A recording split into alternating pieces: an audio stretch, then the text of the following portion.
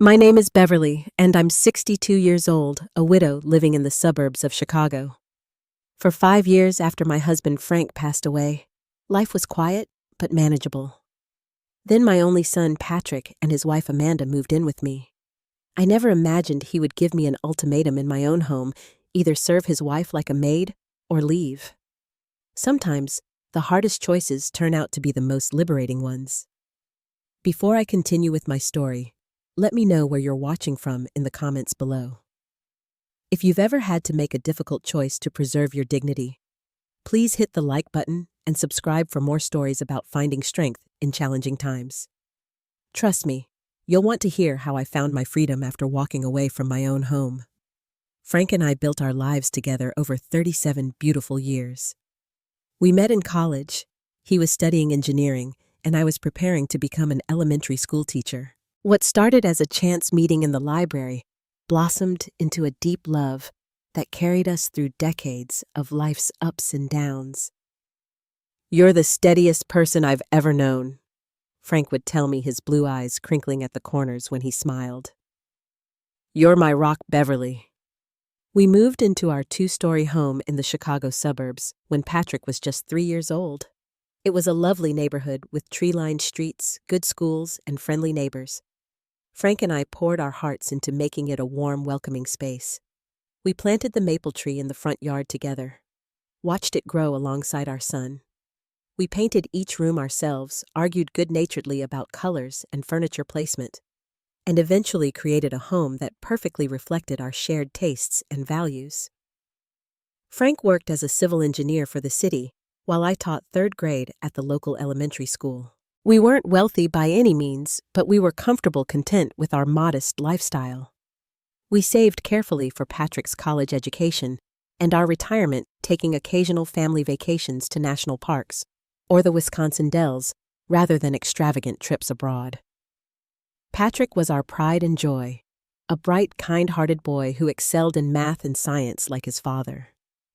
He had Frank's analytical mind and my patience, a combination that served him well throughout his education and early career. I still remember how proudly Frank beamed at Patrick's high school graduation and again when he earned his engineering degree from the University of Illinois. "He's going to accomplish great things, Bev," Frank told me that day, his arm around my shoulders. "We did good with that boy." When Frank was diagnosed with pancreatic cancer 7 years ago, our world tilted on its axis. The prognosis was grim from the start, but Frank faced his illness with the same quiet strength he'd shown throughout our marriage. "Don't waste time feeling sorry for me," he instructed from his hospital bed after the diagnosis. "Let's make the most of whatever time we have left." And we did. Despite the grueling chemotherapy and radiation treatments, we found moments of joy. We checked items off Frank's modest bucket list, attending a Cubs game in the front row, taking a drive along the entire length of Lake Michigan's shoreline, having a family dinner at the fancy steakhouse downtown that Frank had always considered too expensive. Patrick was there for us throughout Frank's illness. He would drive up from downtown Chicago, where he had an apartment, spending weekends helping with household tasks that had become too difficult for Frank. He accompanied his father to chemotherapy sessions when I had teaching commitments I couldn't reschedule. He was the son we had always raised him to be: compassionate, responsible, present. When Frank passed away 2 years after his diagnosis, Patrick was a tremendous support. He handled the funeral arrangements while I was still in shock, made sure I was eating properly, and called me daily to check in. For several months, he would come by the house every Sunday, helping me sort through Frank's belongings and tackle the mountain of paperwork that follows a death. "Mom, I'm always here for you," he assured me often. "Whatever you need, just ask." I returned to teaching after taking a brief leave of absence, finding solace in my classroom routine and the innocent energy of my students. My colleagues and the parents of my students were incredibly supportive, bringing meals, offering companionship, checking in regularly. Life settled into a new normal. I joined a grief support group at the community center, made new friends who understood the particular loneliness of widowhood, I learned to sleep in the center of the bed rather than clinging to my side. I began inviting friends over for dinner again, started taking water aerobics classes at the local pool, found a book club that met monthly at the library. It wasn't the life I had planned, but it was a life with purpose and moments of contentment. 3 years after Frank's death, Patrick called with exciting news. He had met someone special and wanted me to meet her. Her name was Amanda, and she worked in financial services at a prestigious firm in the city. "She's amazing, Mom," he gushed over the phone. "Smart, ambitious, beautiful. I think she might be the one." I was thrilled for my son. At 32, he had dated several women over the years, but none seriously enough to introduce to his parents. Frank would have been so happy to know Patrick had found someone he could envision a future with. Patrick brought Amanda to Sunday dinner the following weekend. My first impression was that she was indeed beautiful. Tall and slender, with perfectly highlighted blonde hair, designer clothes, and immaculate makeup. But there was something cool in her demeanor, a certain reserve that I initially attributed to first meeting nerves. "It's lovely to meet you, Amanda," I said, warmly embracing her. She returned the hug, stiffly patting my back in a perfunctory way. "Your home is quaint," she commented as she surveyed our living room with its comfortable but well-worn furniture, family photos, and the collection of ceramic birds Frank had given me over the years. "Very traditional." Throughout dinner, Amanda spoke primarily about her job, her recent promotion, the luxury condo she owned in downtown Chicago, and her plans to redecorate it. She asked few questions about me or my life, showing little interest when I mentioned my teaching career or my volunteer work at the literacy center. "3rd grade," she said when Patrick mentioned my profession. "That must be messy. All those little kids with their sticky fingers." She shuddered delicately. Patrick seemed oblivious to Amanda's subtle dismissiveness, gazing at her adoringly throughout the meal, laughing a bit too heartily at her comments, constantly seeking her approval. I recognized the signs of infatuation and reminded myself that early romance often involves rose-colored glasses. Perhaps as their relationship developed, he would see a warmer side of Amanda that wasn't immediately apparent to me. Their courtship progressed quickly. Within 6 months, Patrick proposed with a diamond ring that I suspected cost far more than he could comfortably afford on his engineer's salary. The wedding plans soon consumed every conversation. Amanda wanted an elaborate ceremony at an exclusive venue in downtown Chicago with hundreds of guests, custom everything, and a honeymoon in the Maldives. "Don't you think it's a bit excessive?" I ventured gently when Patrick mentioned the projected cost. "You're just starting out. Maybe something smaller would be wiser." "Mom, this is Amanda's dream wedding," Patrick replied, a defensive edge to his voice. "Her parents are covering most of it anyway. They're very well off." Indeed, when I met Amanda's parents, Richard and Carolyn, at the engagement dinner, it became clear where Amanda had acquired her taste for luxury. They owned a successful investment firm, lived in a mansion in the wealthiest Chicago suburb, and spoke casually about their vacation homes in Aspen and Palm Beach. They were polite but distant with me, clearly finding little common ground with a retired elementary school teacher from a middle-class background. "Patrick tells us you still live in the same house where he grew up," Carolyn commented over dessert. "How nostalgic of you." The wedding was as lavish as promised, a spectacle of wealth and status that made me feel distinctly out of place despite my new dress and professionally done hair. Amanda barely acknowledged me during the reception, too busy charming her parents' influential friends and business associates. Patrick, caught up in the celebration, didn't seem to notice. After the wedding, the newlyweds moved into Amanda's luxury condo. I saw less of Patrick than before our weekly Sunday dinners, reduced to monthly visits that often got rescheduled or canceled due to Amanda's work events or social obligations. When they did come, Amanda would spend much of the time on her phone, occasionally showing Patrick something that made them both laugh, a private joke I wasn't part of. I missed my son, but understood that newly married couples need time to build their life together. I kept busy with my retirement activities, substitute teaching, occasionally volunteering gardening, and socializing with friends.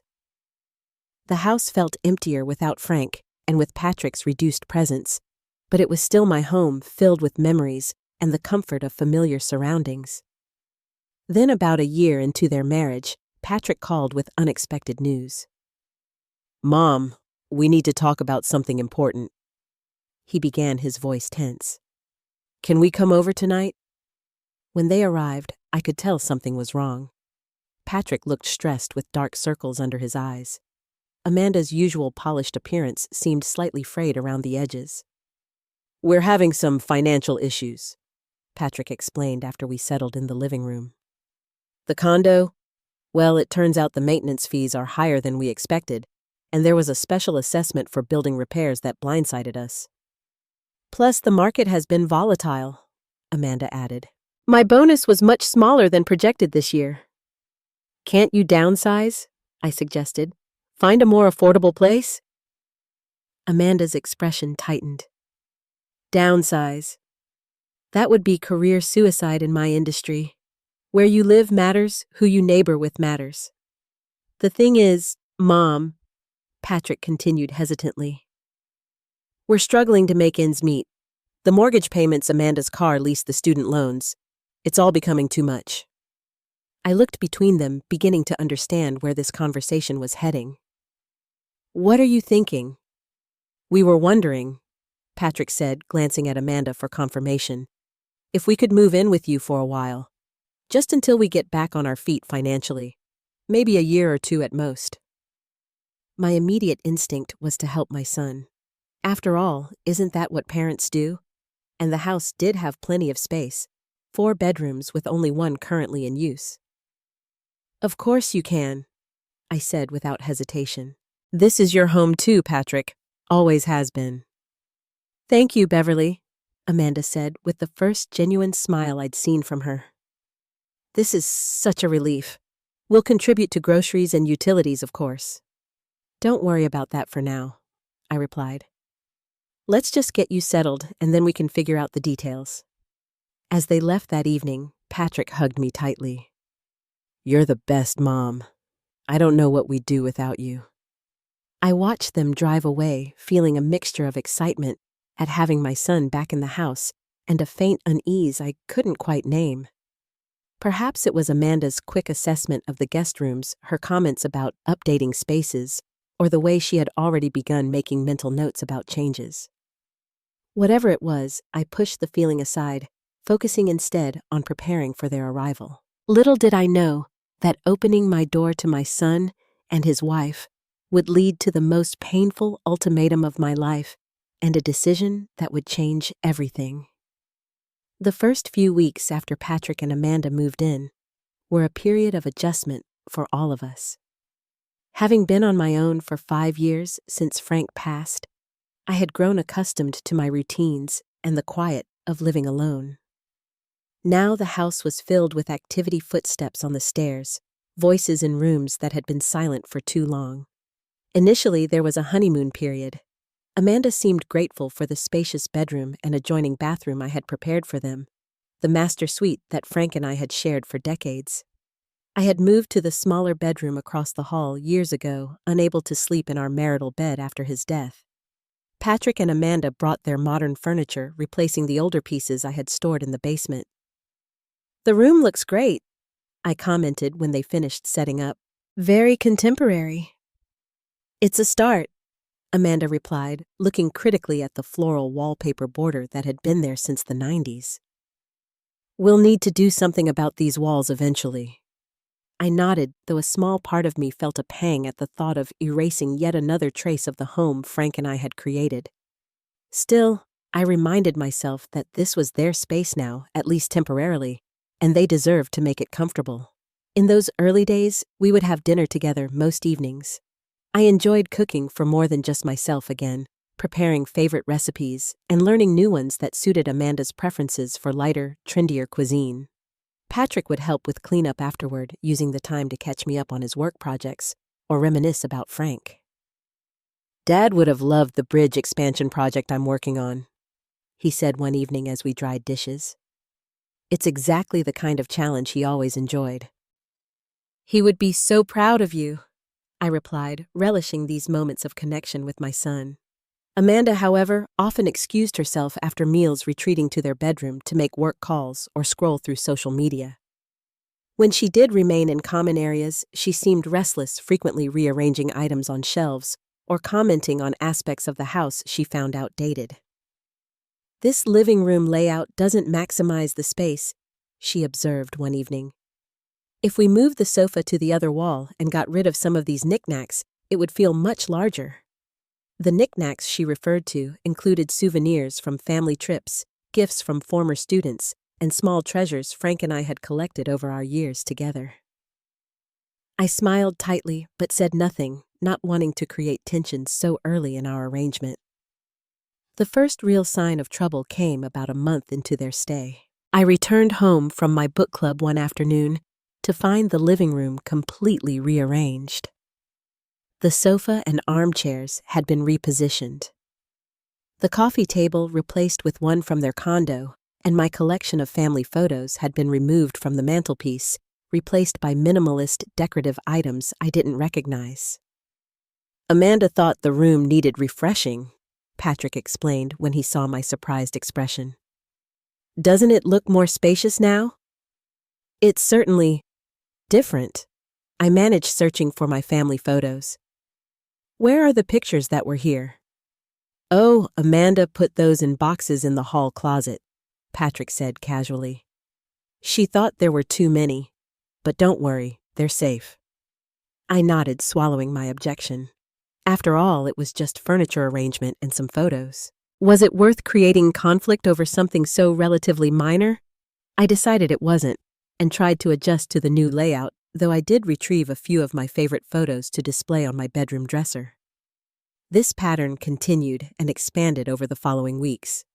Gradually, more and more of the house transformed, without my input or prior knowledge. The yellow curtains in the kitchen, chosen by Frank because they captured sunshine even on cloudy days, disappeared, replaced by sleek white blinds. The comfortable old recliners in the family room where Frank used to read the Sunday paper were suddenly gone, with modern accent chairs in their place. "We put the old chairs in the garage," Amanda informed me when I noticed. "They were really showing their age, Beverly." Our meal routines also began to shift. Amanda started commenting on my cooking, suggesting alternatives to my traditional recipes. "Do you always use that much butter?" she asked one evening as I prepared Frank's favorite meatloaf. "No wonder Patrick gained weight after college. We're trying to eat cleaner now." I felt a sting at the implied criticism, but adjusted my cooking to accommodate their preferences. More salads, less red meat, fewer carbohydrates. I learned to prepare quinoa instead of rice, discovered how to make cauliflower pizza crust, and experimented with plant-based proteins that Amanda preferred. The household schedule gradually conformed to Amanda's preferences as well. Laundry could only be done on certain days because Amanda claimed the sound of the washing machine disturbed her work calls. The television volume in the evenings had to be kept low because Amanda needed quiet to review financial reports. Even my morning routine of making coffee while listening to the news had to change because the noise disrupted Amanda's sleep. "She's very sensitive to sounds," Patrick explained apologetically. "It's because she concentrates so intensely at work all day." I tried to be understanding, reminding myself that 3 adults sharing space required compromise. But increasingly, it seemed that all the compromises were coming from my side. Patrick's behavior was changing too. He spent less time chatting with me in the evenings, more time sequestered with Amanda in their room or out with her friends. When we did talk, he often seemed distracted, checking his phone for texts from Amanda, or preoccupied with household changes she wanted to implement. "Mom, Amanda thinks we should replace the kitchen cabinets," he mentioned casually one morning. "The oak is really dated. She's thinking white shaker style would brighten everything up." "Patrick, that's a major renovation," I replied, surprised. "This isn't your permanent home, remember? You said a year or 2 at most." He looked uncomfortable. "Well, yes, but we might as well make improvements while we're here. It would increase the property value." This was the first hint that their perspective on the living arrangement might be shifting, seeing my home as an investment property rather than a temporary refuge during financial difficulties. It unsettled me, but I pushed the feeling aside, not wanting to jump to conclusions. The situation with Amanda continued to evolve in small but significant ways. She began leaving lists of household tasks on the refrigerator. Not shared chores, but instructions specifically for me about cleaning preferences, shopping needs, and home maintenance. Amanda feels the bathrooms need more frequent cleaning, Patrick told me after I questioned one such list. She's very particular about hygiene. I've kept this house clean for over 30 years, I reminded him, feeling defensive. No one has complained before. Mom, please try to be flexible, Patrick sighed. Amanda is used to certain standards. She's making an adjustment living here too, you know.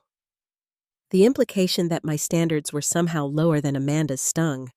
But again, I swallowed my hurt. For Patrick's sake, I tried to accommodate Amanda's increasingly detailed requirements. Then came the incident with Frank's belongings. I had kept a small study at the back of the house largely unchanged since Frank's death. His desk, with the worn leather chair bookshelves filled with his engineering texts and mystery novels, the wall of framed certificates and career accomplishments. It was a space I rarely entered, but took comfort in preserving a small corner of the house where his presence still felt tangible. One day, I came home from volunteer work to find Amanda supervising two men who were dismantling Frank's desk and removing the bookshelves. What's happening? I asked, my heart racing, as I watched them carrying out pieces of furniture that had belonged to my husband. Oh, Beverly, Amanda said, barely glancing up from her phone. This room is perfect for my home office. I can't keep working at the dining table and this space was just sitting empty. This is Frank's study, I said, my voice shaking slightly. His things. You're removing his things. They've been gathering dust for 5 years, Amanda replied matter-of-factly. It's not healthy to keep shrines to the dead, Beverly. Patrick agrees it's time to repurpose the space. I looked around for my son, but he wasn't home. Later that evening, when I confronted him, he avoided meeting my eyes. Amanda needs a proper workspace, Mom, he said. I should have discussed it with you first, but honestly, Dad wouldn't want his office preserved like a museum. Life goes on. That night, I cried for the first time since they had moved in. Not just for the loss of Frank's study, but for the growing realization that my home was no longer truly mine. Every day, another small piece of the life Frank and I had built together was being erased, replaced by Amanda's vision of how things should be. I was becoming a guest in my own home, and an increasingly unwelcome one at that. As summer turned to fall, the atmosphere in the house grew increasingly tense. What had begun as subtle changes to the decor and routine had evolved into a complete takeover, with Amanda firmly establishing herself as the decision-maker in what had once been my domain. The situation reached a new level when Amanda began inviting her friends and colleagues over for dinner parties and small gatherings. I would come home from my book club or volunteer work to find groups of stylish young professionals sipping wine in my living room, using my dishes, making themselves comfortable in a space that felt less like mine with each passing day. What hurt most was how Amanda introduced me on these occasions. This is Beverly, Patrick's mother, she would say with a dismissive wave of her hand. She helps around the house. The first time it happened, I was so stunned I said nothing. By the third or fourth occurrence, the implication was unmistakable in Amanda's narrative. I was no longer the homeowner, but some combination of houseguest and domestic help. During one such gathering, I overheard a guest asking Amanda, "So, is this your house now?" "Essentially," Amanda replied with a light laugh. "We're living here while Beverly transitions.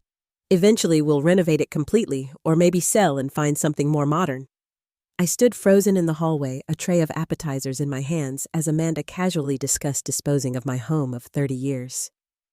Had she and Patrick discussed this? Was this their plan all along? That evening after the guests departed, I tried to talk to Patrick about what I'd heard. He was cleaning up in the kitchen, loading the dishwasher, while Amanda had already retired upstairs. "Patrick, can we talk about something that's bothering me?" I began, keeping my voice level. "Sure, Mom," he replied, distractedly rinsing wine glasses. "What's up?" "I overheard Amanda telling her friends that you're planning to sell this house. Is that true?" Patrick's hands stilled, and he wouldn't meet my eyes. "She was probably just talking hypothetically. You know how people get when they've had a few glasses of wine?" "This isn't the first time I've heard comments like this," I pressed. "And it's not just about the house. Patrick, when your friends come over, I'm treated like the help. Amanda has people over without even telling me in advance. She's rearranged, replaced, or removed most of the things that made this house my home. I feel like I'm being erased from my own life." Patrick sighed deeply, finally turning to face me. "Mom, I think you're being a bit dramatic. Amanda just has a specific aesthetic vision. She's trying to make the space work for all of us." "But it's not working for me," I said, my voice catching. "This is my home, Patrick. The home I shared with your father, where we raised you. Don't my feelings matter at all? A flash of something, guilt perhaps, or recognition, crossed his face, quickly replaced by defensiveness. "Of course they matter. But Amanda is my wife, and we need to build our life together. You need to be more flexible, Mom. More modern in your thinking." "Being modern doesn't mean disregarding other people's feelings," I replied. "I've been flexible. I've changed my cooking, my schedule, my use of my own home to accommodate you both. What has Amanda compromised on?" Patrick's jaw tightened. "She's living in the suburbs when she'd prefer the city. She's dealing with outdated bathrooms and a kitchen that hasn't been updated since the 90s. She's making sacrifices too, Mom." I realized with a sinking heart that my son truly didn't see what was happening. In his eyes, Amanda's dissatisfaction with my outdated home was a genuine sacrifice, while my gradual loss of autonomy and dignity was simply me being inflexible. "I see," I said quietly, turning to leave. "Good night, Patrick." "Mom, wait," he called after me, but I continued to my room, closing the door firmly behind me. The following weeks brought more of the same, more changes to the house, more events I wasn't consulted about, more instances of being introduced as someone who helps around the house rather than the homeowner. I began spending more time in my bedroom, the only space that remained somewhat under my control, though even there, Amanda had opinions about the cluttered dresser and the excessive number of books on my nightstand. One particular incident crystallized the situation for me. Amanda had organized a dinner party for some executives from her firm, an important networking opportunity according to Patrick.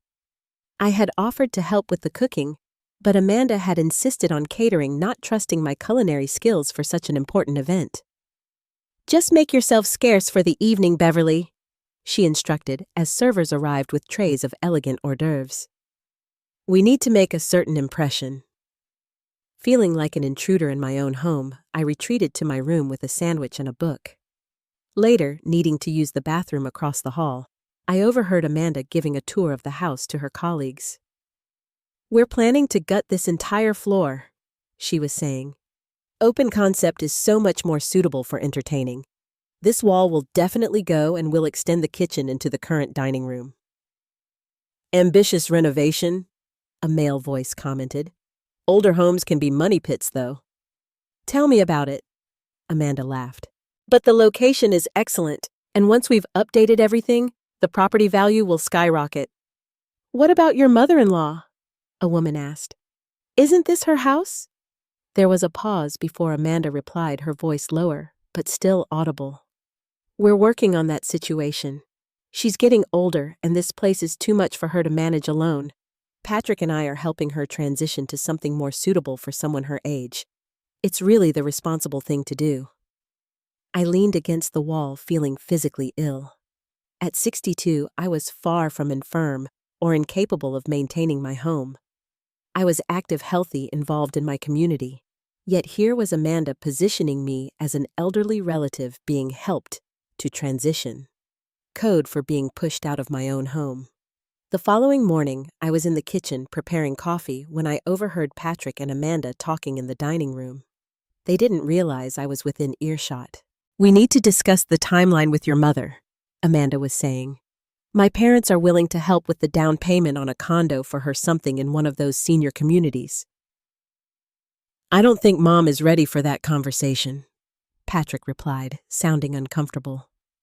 "She's pretty attached to this house." "She can't stay here forever, Patrick." Amanda's voice had an edge of impatience.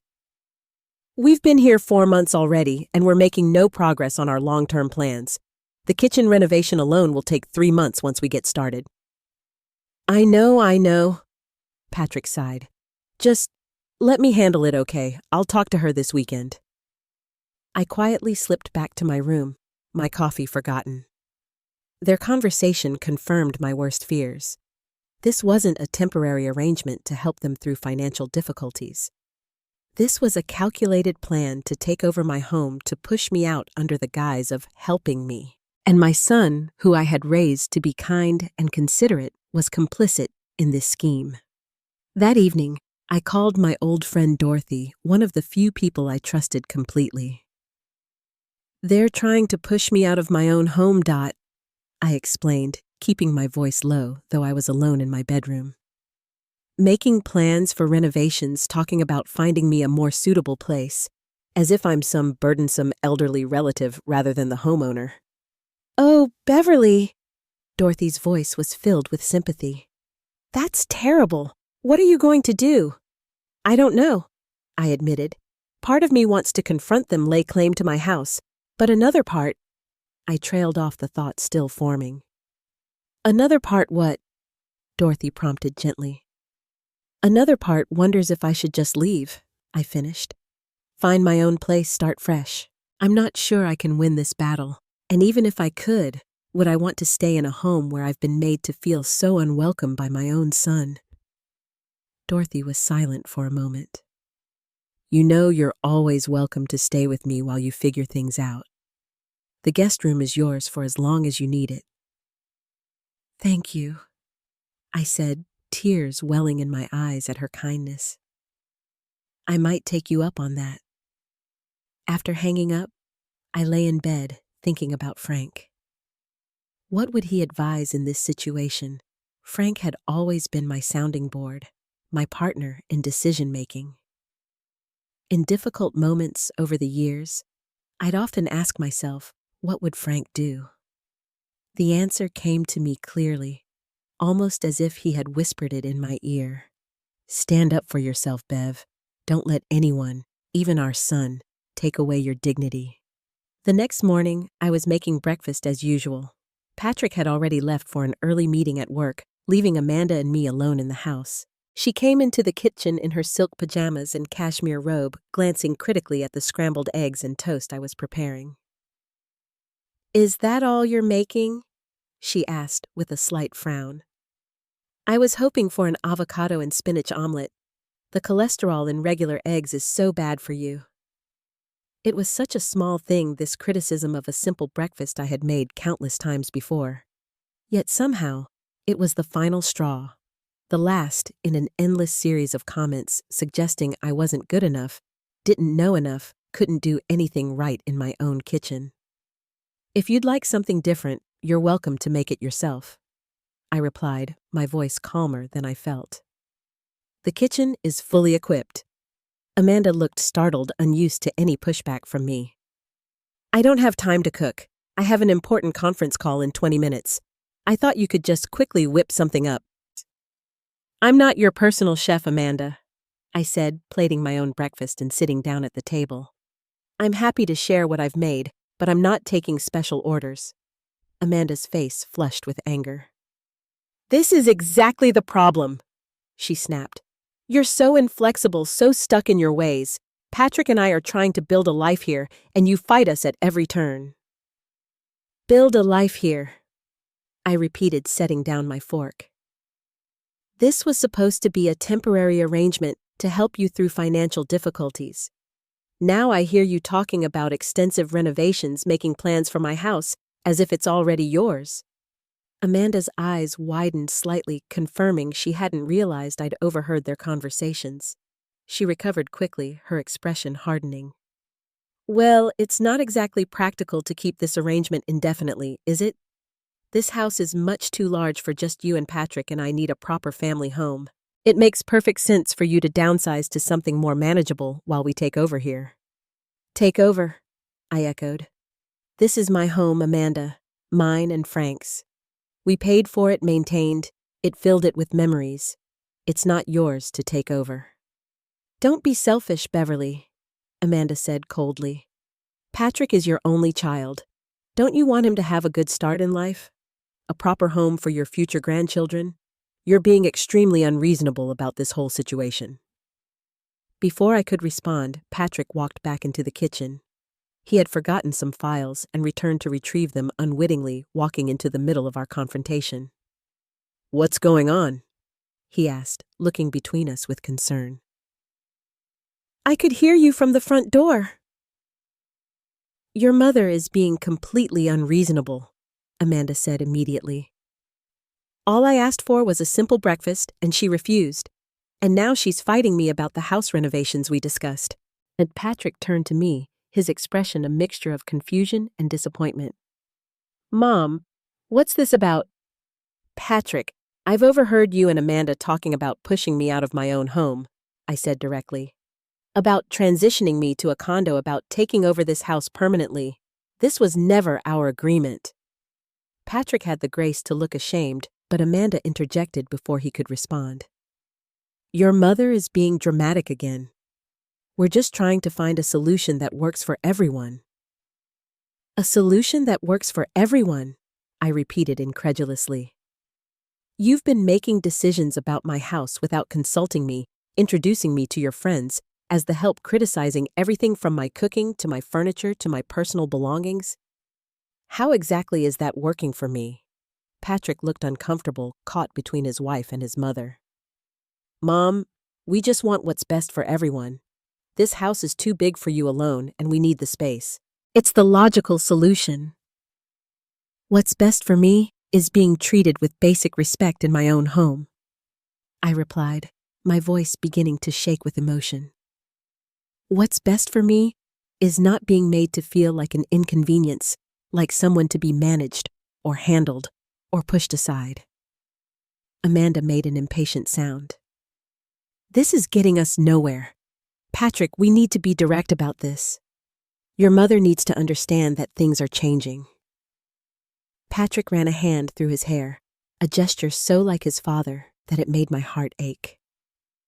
Then he straightened his shoulders and looked at me, his expression resolute in a way that told me I wasn't going to like what came next. "Mom, I think we need to make some decisions here," he said, his voice taking on a formal tone I'd never heard him use with me before. "This situation isn't working for anyone. Amanda needs to feel comfortable in her home, and clearly that's not happening with the current dynamic." "Her home," I repeated softly. "This is my home, Patrick. I've welcomed you both into it, but it remains my home." Patrick took a deep breath. "Mom, I think you have two choices here. Either you need to accommodate Amanda's wishes, help with the things she asks for, be more flexible about the changes we want to make, or maybe it would be better if you found somewhere else to live. A place of your own, where you can have things exactly as you want them." I stared at my son, unable to believe what I was hearing. Was he really giving me an ultimatum? In my own home, either serve his wife like some kind of domestic help, or leave. Amanda was watching me with a triumphant gleam in her eyes, clearly believing she had won. Patrick looked uncomfortable but determined, apparently convinced he was being reasonable, offering me a fair choice. In that moment, something shifted inside me. A lifetime of accommodating others, of putting my son's needs before my own, of being the reasonable one, the flexible one, the one who smoothed things over. All of it fell away. In its place rose a clarity I hadn't felt in years, Perhaps not since Frank died. I smiled. Not a happy smile, but one of recognition. Recognition that the son I thought I knew was gone, replaced by someone who would choose his wife's comfort over his mother's dignity. Recognition that no matter how much more I conceded, it would never be enough for Amanda. Recognition that I deserved better than this, even if that meant walking away from my own home. Without a word, I stood up from the table, my breakfast half eaten. I walked past Patrick and Amanda, ignoring their confused expressions, and went to my bedroom, quietly closing the door behind me. I sat on the edge of my bed, heart pounding, but mind surprisingly clear. Patrick had given me two choices, but in reality, there was only one I could live with and still maintain my self-respect. I couldn't stay and be Amanda's servant watching as she dismantled the home I had built with Frank piece by piece. I would have to leave, but I would do it on my terms with my dignity intact. The decision to leave my home was both heartbreaking and liberating. As I sat on my bed that morning, I realized I had been fighting a losing battle for months, trying to hold on to a space that was being systematically taken from me piece by piece. But physical possessions, even homes filled with memories, weren't worth sacrificing my self-respect. I didn't rush out dramatically that day. Instead, I began methodically planning my exit, using the week to set things in motion while maintaining the appearance of normal routine.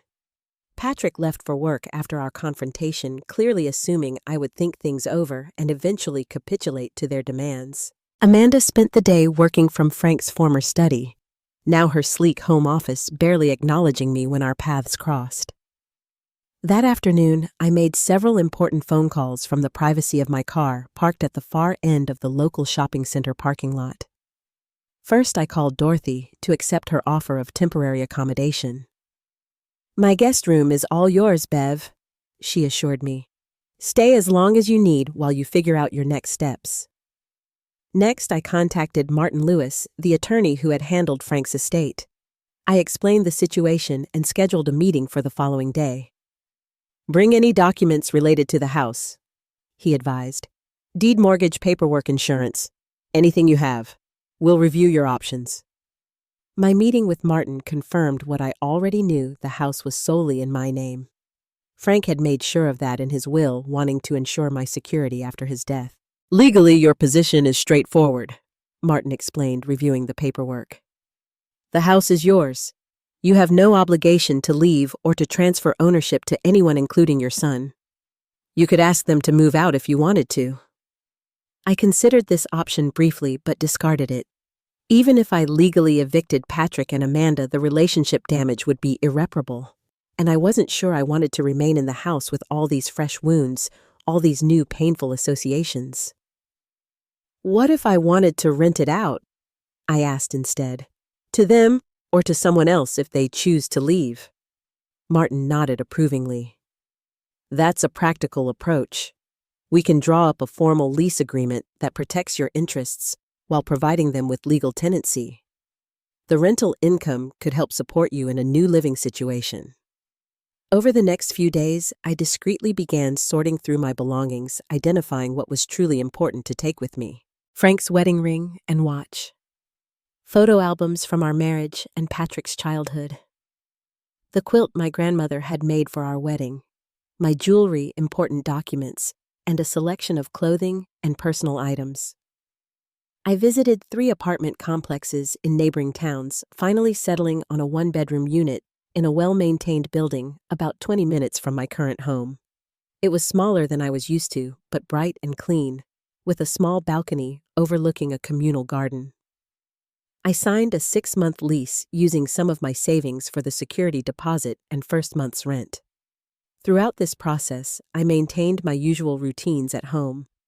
I prepared meals, tidied up, responded politely but minimally to Amanda's various demands and criticisms. Patrick, perhaps sensing something had fundamentally changed, made awkward attempts at conversation, more attentive than he had been in months. "The garden looks nice, Mom," he commented one evening, watching me water the potted geraniums on the back patio. Those new flowers you planted are really thriving. Thank you, I replied, simply not mentioning that I had specifically chosen perennials that would continue growing with minimal care after I was gone. On my final evening at home after Patrick and Amanda had gone out to dinner with her colleagues, I walked through each room of the house, saying goodbye to the space where Frank and I had built our life together, where we had raised our son, where I had thought I would grow old, surrounded by memories. In the living room, I touched the mantel where our family photos had once stood. In the kitchen, I ran my hand along the countertop where Frank and I had prepared countless meals together. In the backyard, I stood beneath the maple tree we had planted when Patrick was born, now tall and strong, its leaves beginning to turn golden with the approach of fall. I'm doing the right thing, I whispered, as if Frank could hear me. Aren't I? The rustle of leaves in the evening breeze felt like an answer. That night, I wrote 2 letters. The first was to Patrick, explaining my decision, expressing my hurt at his ultimatum, but also my enduring love for him despite everything. I told him about the rental agreement Martin had drawn up, giving them the option to remain in the house as tenants paying fair market rent, or to find another place within 60 days. The second letter was shorter, addressed to both Patrick and Amanda, containing practical information. They would need contact details for the lawn service and snow removal company. I used information about the quirks of the old furnace, the name and number of the plumber who understood the house's aging pipes. I packed the last of my chosen belongings into my car early the next morning, before Patrick and Amanda were awake. My larger furniture items would remain. I had no space for them in my new apartment, and starting fresh felt appropriate for this new chapter of my life. I placed both letters on the kitchen table alongside a set of documents Martin had prepared, outlining the new arrangement. I took one last look around the kitchen, where I had prepared Patrick's childhood breakfasts, where Frank and I had shared our morning coffee for decades, where family holidays had been celebrated with laughter and love. Then, without fanfare, I picked up my handbag, walked out the front door, and drove away from the only real home I had known for 30 years. Dorothy was waiting for me when I arrived at her house, the guest room prepared with fresh linens and a small vase of flowers on the nightstand. "You're doing the brave thing," she told me as she helped carry my bags inside. "Not the easy thing, but the right thing." I nodded, too emotional to speak. The finality of my decision was beginning to sink in, bringing with it a complex mixture of grief, fear, and a strange sense of freedom I hadn't anticipated. Patrick called 3 hours later, his voice frantic on the phone. "Mom, where are you? What is all this?" he demanded, clearly referring to the letters and documents. "I've made my choice, Patrick," I replied calmly. "You gave me 2 options, serve Amanda or leave. I've chosen to leave." "Mom, come on, I didn't mean you had to actually go," he protested, his tone shifting from angry to pleading. "We can work this out. Come back and we'll talk." "There's nothing more to talk about," I said firmly. "I've signed a lease on an apartment. I'm staying with Dorothy until it's ready next week. The rental agreement for the house is on the table if you and Amanda want to stay there." "This is crazy," Patrick's voice cracked slightly. "You can't just leave your home of 30 years. "I didn't just leave Patrick," I corrected him gently. "I was pushed out by Amanda's constant criticism and takeover, and by your ultimatum. I'm just making it official." "This is Amanda's fault, isn't it?" he said bitterly. "She pushed too hard, and now you're punishing both of us." "No, Patrick," I sighed, suddenly feeling very tired. "This isn't about punishment.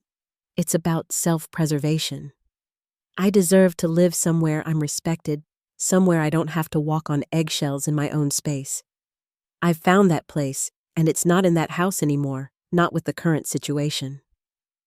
There was a long silence before Patrick spoke again, his voice smaller than before. "What about me, Mom? What about our relationship?" "That's up to you," I told him honestly. "I'll always be your mother and I'll always love you, but I need some time and space right now. We can talk again in a few weeks once I'm settled." After we hung up, I sat in Dorothy's sunny kitchen, drinking tea and feeling strangely light, despite the emotional weight of the morning.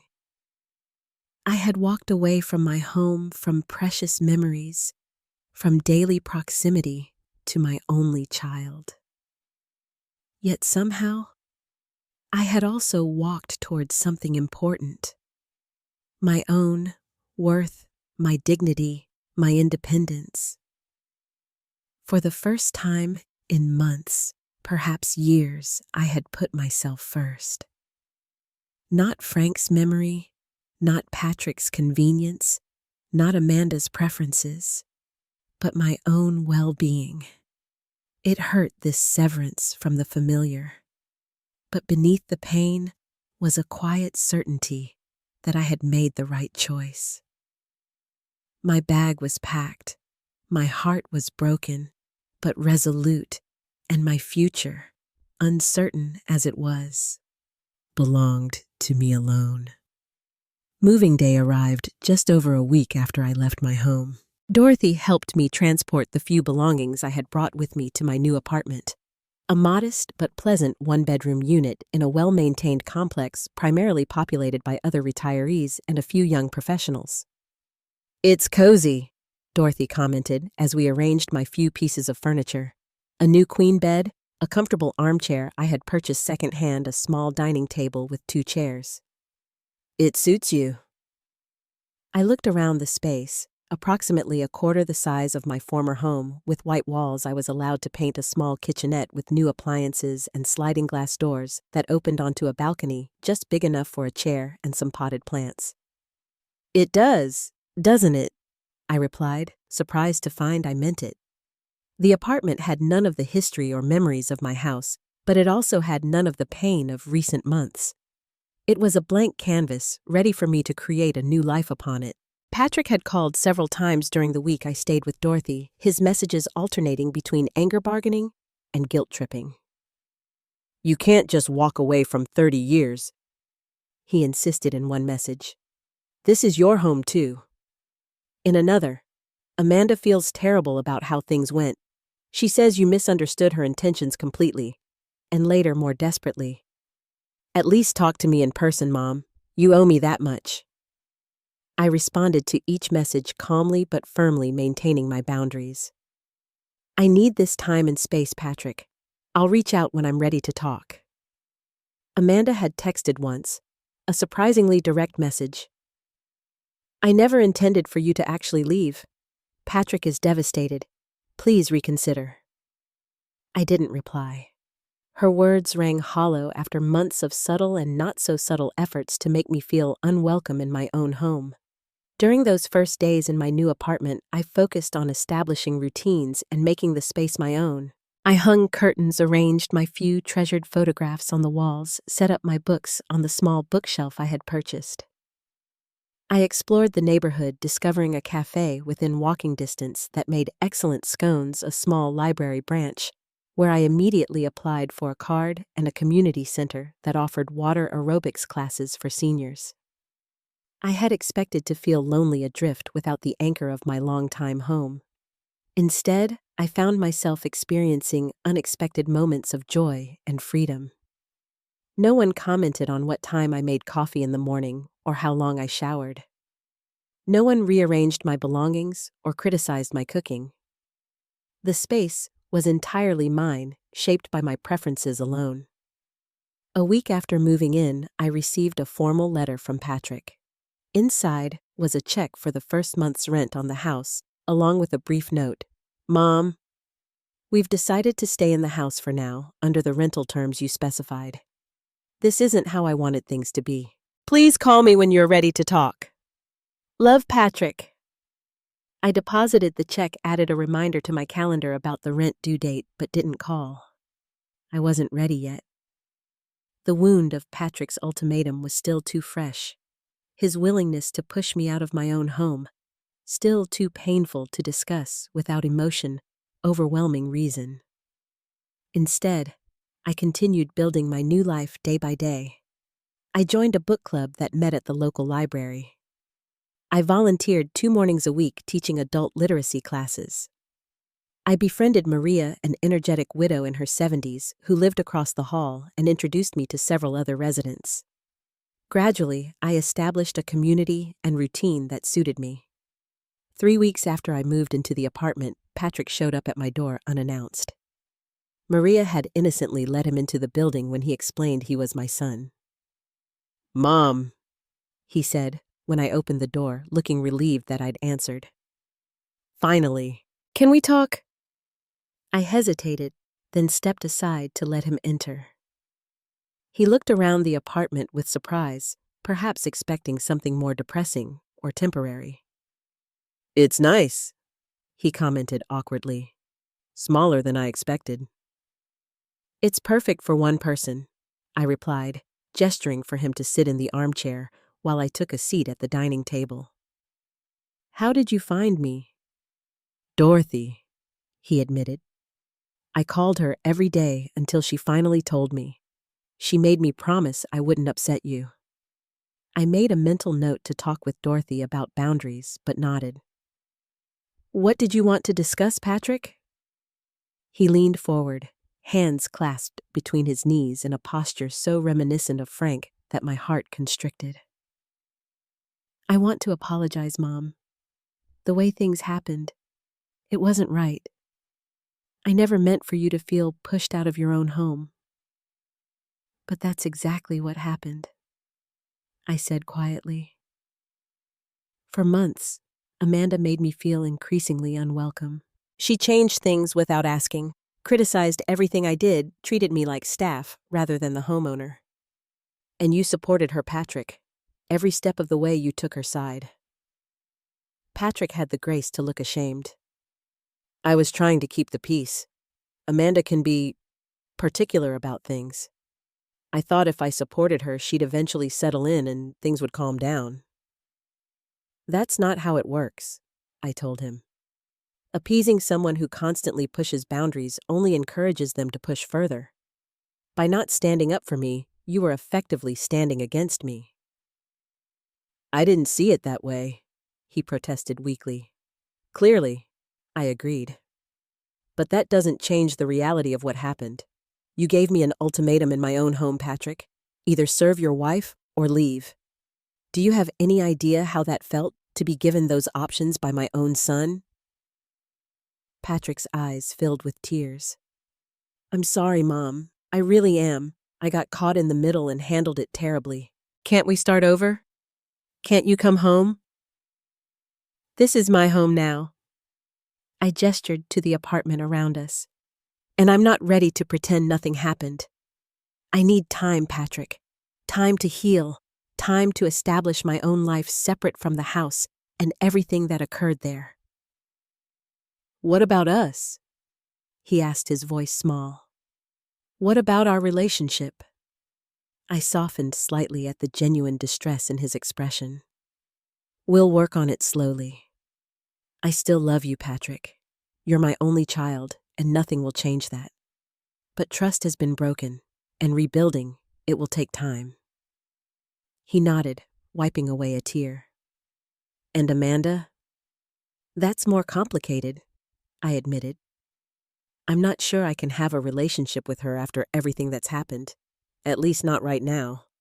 "She does feel bad about how things turned out," Patrick offered. "I'm sure she does," I replied neutrally. "This probably isn't what she planned either." We talked a while longer, carefully navigating the raw emotions between us. Before he left, Patrick asked if he could visit again the following week. "I'd like that," I told him truthfully. "But call first, please. This is my space now, and I need to know when to expect visitors." He nodded, understanding the boundary I was setting. At the door, he hugged me awkwardly, and I let him feeling both the distance that had grown between us and the enduring connection that remained despite everything. Over the following months, Patrick and I established a new pattern. He would visit once a week, usually bringing coffee and pastries from the cafe I had grown to love. We would talk about his work, my volunteer activities, neutral topics that slowly rebuilt our ability to communicate. We carefully avoided discussing Amanda or the house, an unspoken agreement to focus on healing our relationship first. I learned from these visits that Patrick and Amanda were still living in my house, paying rent on time, making some of the renovations Amanda had wanted. Patrick never asked me to return, seeming to understand that chapter had closed permanently. 4 months after moving into my apartment, I used some of the rental income to book a 2-week tour of Italy, a dream Frank and I had always planned for our retirement but never realized. I walked the streets of Rome, marveled at the art in Florence, floated through the canals of Venice, and felt Frank's presence beside me in spirit, if not in body. "You would have loved this," I whispered to him as I stood before Michelangelo's David. "We should have come years ago." But there was no regret in the thought, only acceptance that life unfolds in unexpected ways, rarely following the paths we carefully plan. When I returned from Italy, sunburned and rejuvenated, I found an invitation from my sister Janet in California, asking me to spend Christmas with her family. "You're free now, Bev," she reminded me on the phone. "No house to maintain, no obligations holding you in Chicago. Come spend the winter with us. Who knows, maybe you'll decide to stay permanently." I hadn't seriously considered moving across the country, but as I looked around my small apartment, I realized I could. There was nothing tying me to Illinois, except Patrick, and our relationship could continue with visits and phone calls regardless of where I lived. The thought was simultaneously terrifying and exhilarating, complete reinvention at 62. "I'll think about it," I promised Janet, and I meant it. As fall turned to winter, I continued to expand my horizons. I took a watercolor class at the community center, discovering a latent talent for capturing light and shadow. I joined a walking group that explored different neighborhoods each weekend. I went on a dinner date with a kind widower I met at the library. Nothing romantic developed, but the experience reminded me I could still connect with new people, still surprise myself. Patrick noticed these changes during his weekly visits. "You seem different, Mom," he commented one snowy afternoon. "Happier somehow." "I am," I realized, surprised by the truth of it. "Not because I left the house, or because of what happened with you and Amanda, but because I've discovered parts of myself I never knew existed. Parts that were overshadowed by being Frank's wife, your mother, the keeper of our home." "Do you regret it?" Patrick asked quietly. "Leaving?" I considered the question carefully. "No," I finally answered. "I regret that it became necessary. I regret the pain between us. But the outcome, this new life I'm building, I don't regret that at all." Patrick nodded slowly.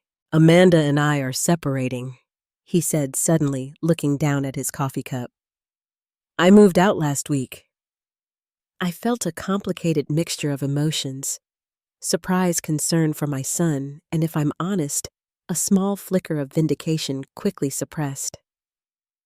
"I'm sorry," I said, meaning it. "What happened?" "Many things," he sighed. "But a big part was realizing how I allowed her to treat you. It made me see other patterns in our relationship, ways she manipulated situations, pushed boundaries, always had to have things exactly her way. Once I started noticing, I couldn't stop seeing it." "Where are you staying?" I asked, concerned. "With a colleague for now," he replied. "I'm looking for an apartment. Not sure what will happen with the house rental. I assume Amanda will move out once things are finalized."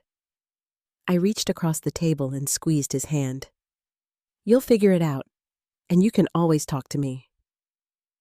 "Thanks, Mom," he said, squeezing back. "That means a lot, especially after everything." As I approach my first Christmas in this new life, I find myself reflecting on the journey of the past 6 months. The ultimatum that felt like the end of my world became unexpectedly the beginning of a new one. By smiling, grabbing my bag, and quietly walking away from a situation that diminished me, I opened the door to discoveries I never anticipated. Do I miss my old house? Sometimes, particularly the garden I tended for decades, and the familiar creaks of floorboards that knew the weight of my steps. But the memories I cherished most came with me. They live in photographs, in heirlooms I kept, and most importantly, in my heart. Patrick and I continue to heal our relationship, slowly rebuilding trust, conversation by conversation. He's finding his own way now, learning to stand on his own principles, rather than being caught between competing loyalties. I'm proud of his growth, even as I acknowledge the painful catalyst that prompted it.